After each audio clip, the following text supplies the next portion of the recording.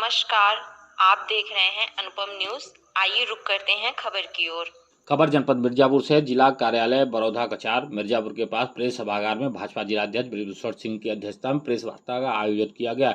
यह वार्ता भारतीय जनता पार्टी के आगामी लोकसभा चुनाव 2024 के मैनिफेस्टो भाजपा का संकल्प मोदी की गारंटी के संदर्भ में आयोजित किया गया, जिसमें मुख्य अतिथि मुख्य वक्ता उत्तर प्रदेश सरकार में राज्य मंत्री स्वतंत्र प्रभार मिर्जापुर क्लस्टर प्रभारी दयाशंकर मिश्र दयालु ने वार्ता करते हुए मोदी सरकार ने जो भी पिछले 2019 लोकसभा चुनाव में अपने संकल्प पत्र में घोषणा किया था, उसे आज 5 वर्षों में पूरा किया।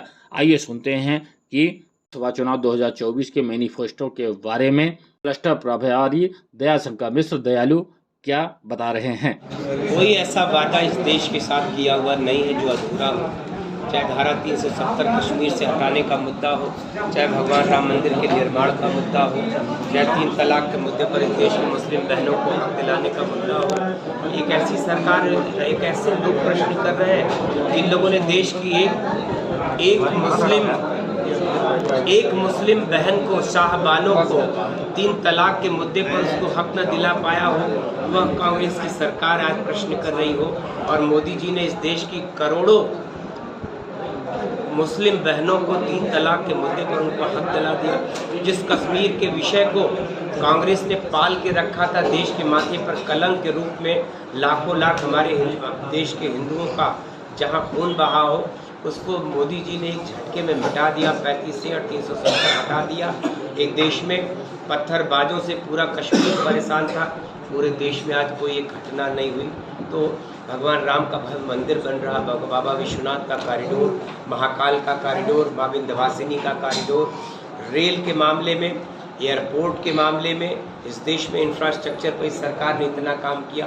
और वो लोग कह रहे हैं जिन्होंने देश में एक छोटी सी भी एक्सप्रेस वे नहीं बनाया, तो आश्चर्यचकित, मतलब आपकी बातें बहुत आश्चर्यचकित करने वाली हैं। और कम से कम कांग्रेस को ऐसे किसी भी सवाल को उठाने का कोई हक नहीं। शिक्षा, आपको पता है कि नालंदा तक्षशिला विक्रमशिला यूनिवर्सिटी में आपको नालंदा का इतिहास पता है कि आज से हज़ारों साल पहले नालंदा में 20,000 लोग छात्रावास में रह के पढ़ा करते थे। ये हमने नहीं कहा, ये अलबर्नी और वेनसांग फाहियान जैसे विदेशी चीनी यात्री जब इस देश में आते थे तो देश की शिक्षा का वर्णन उन्होंने किया, वैभव का वर्णन किया। लेकिन आज मेरी बात सुनिए, इस देश में भारत की सरकार ने, इस देश की सरकार ने वर्तमान में अभी तक आपको मैं बताऊं कि उत्तर प्रदेश के किसी नैक की जो मान्यता थी उसमें उत्तर प्रदेश का कोई यूनिवर्सिटी कॉलेज नहीं था। लेकिन वर्तमान में उत्तर प्रदेश के, चाहे लखनऊ विश्वविद्यालय हो, गोरखपुर विश्वविद्यालय हो, हमारे तमाम, चाहे किंग जॉर्ज मेडिकल यूनिवर्सिटी हो, इन सबको नैक ने A+, और A का दर्जा दिया।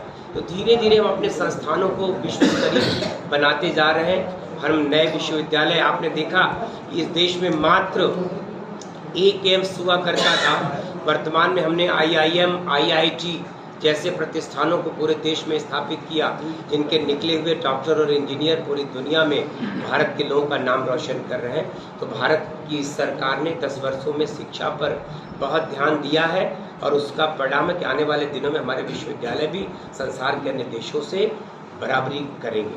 आपने घोषणा पत्र, संकल्प पत्र में सरकारी नौकरी की कोई गारंटी नहीं, कांग्रेस ने कहा कि 30 लाख सरकारी नौकरी नहीं। देखिए, सरकार ने, कांग्रेस ने पिछले 60 सालों में इस देश पे शासन किया, क्या दिया क्या नहीं दिया वो देश जानता है। भारतीय जनता पार्टी ने इस देश के जितने नौजवानों को स्टार्टअप के माध्यम से नई चीज़ें दिया, नए रोजगार करने का अवसर दिया, मुद्रा लोन में इस देश के करोड़ों नौजवानों को रोजगार का अवसर दिया। हमने इस देश के ठेला पटरी रेहड़ी व्यवसायी से, गरीब से लेकर हमने उद्योग लगाने तक हर व्यक्ति को लोन दिया है। हमने उनको रोजगार करने का विश्वकर्मा, इस देश में 18 प्रकार के कामगारों को इस सरकार ने 1 लाख, 2 लाख और 3 लाख रुपया दे के उनको कारोबार करने का अवसर दिया। तो इस देश ने की वर्तमान सरकार ने जितने काम किए वो सब गरीबों के लिए किए और 25 करोड़ लोगों का जीवन स्तर पिछले 10 वर्षों में गरीबी रेखा से ऊपर उठा है। रोजगार तो जब आप इस देश में, मैंने कहा कि अभी वैमानिकी के क्षेत्र में दुनिया के 1000 बोइंग विमानों का ऑर्डर भारत ने दिया है।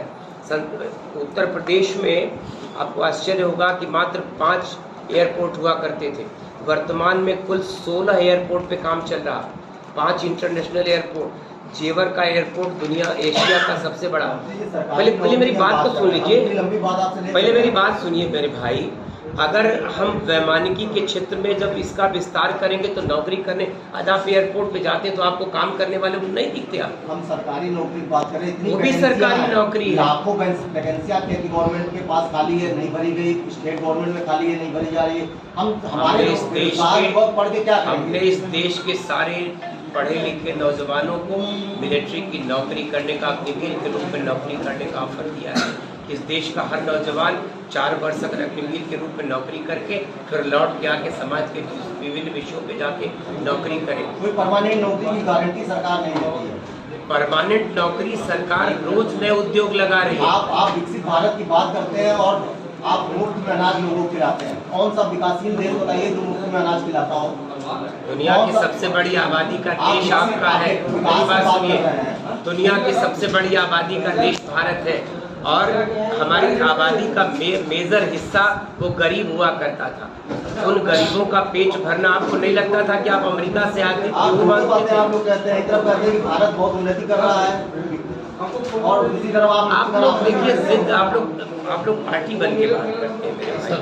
आपने परिवर्तन नहीं महसूस कर रहे पिछले 10 वर्षों में इस देश में? कहाँ की बात आप कर रहे हैं? आप जिस तरीके से बायस्ड होकर बात कर रहे हैं, आपको ऐसे नहीं उनका अपना सवाल है, नहीं। देखिए, आप हर बात को नकार देंगे तो फिर आपके पास आप मेरी बात में जवाब क्या है? फिर आपके हम कैसे कहते कि 10 वर्षों में कोई नौकरी क्रिएट नहीं हुई? रेल में इतना बड़ा काम हुआ, हम रोज नए रेल का विस्तार करते जा रहे हैं, तो रेल में नौकरी करने वाले लोग अमेरिका से आए हैं। सड़क ट्रांसपोर्ट का हम विस्तार कर रहे हैं, हम मेट्रो चला रहे हैं देश के हर शहर में, तो मेट्रो में नौकरियां क्रिएट नहीं हुई। कैसी बात आप कर रहे हैं? बेरोजगारी बड़ी समस्या है। बेरोजगारी के लिए ही तो देश में काम हो रहा है ना। नौजवानों को इस दुनिया में सबसे ज्यादा स्टार्टअप, सबसे ज्यादा रोजगार का अवसर भारत की सरकार ने दिया। पत्र आ गया है लेकिन लोकसभा का भी प्रत्याशी मिर्जापुर में घोषित नहीं हुआ। आज जब कल में 2-1 दिन के अंदर मिर्जापुर का प्रत्याशी आ जाएगा। लगातार छत्तीसगढ़ समाज विरोध प्रदर्शन कर रहा है। अखिलेश यादव कहना है कैसे रोकेगी बीजेपी? क्या संकल्प पत्र से उठ जाएंगे? कोई नाराज नहीं है, कहाँ विरोध प्रदर्शन कर? पूरे पश्चिमी उत्तर प्रदेश में चल रहा है, चौपाल चल रही है उनकी। अरे कहीं कुछ नहीं है। अब एक जगह किसी का टिकट किसी को न मिले तो कोई नाराजगी ऐसे नहीं कर सकता। आपने देखा कि हमने बलिया का टिकट बदला तो हमने बलिया में नीरज शेखर सिंह जी को टिकट दिया। हमने जौनपुर का टिकट बदला, केपी सिंह जी का टिकट बदला तो हमने कृपाशंकर सिंह जी को टिकट दिया। टिकट कटने का मुख्य कारण क्या है कि प्रत्याशी नकारा रहे हैं? नहीं, कोई नकारा नहीं होता है। तमाम राजनीति की बाध्यताएं होती हैं। टिकट बदलने के पीछे पार्टी का अपना एक पैमाना होता है। पार्टी टिकट, एक भी व्यक्ति राजनीति में बहुत वर्षों तक काम नहीं करता, हमेशा उसमें नए नए परिवर्तन किए जाते हैं और पार्टी गुणदोष के आधार पर उनका फैसला लेती है।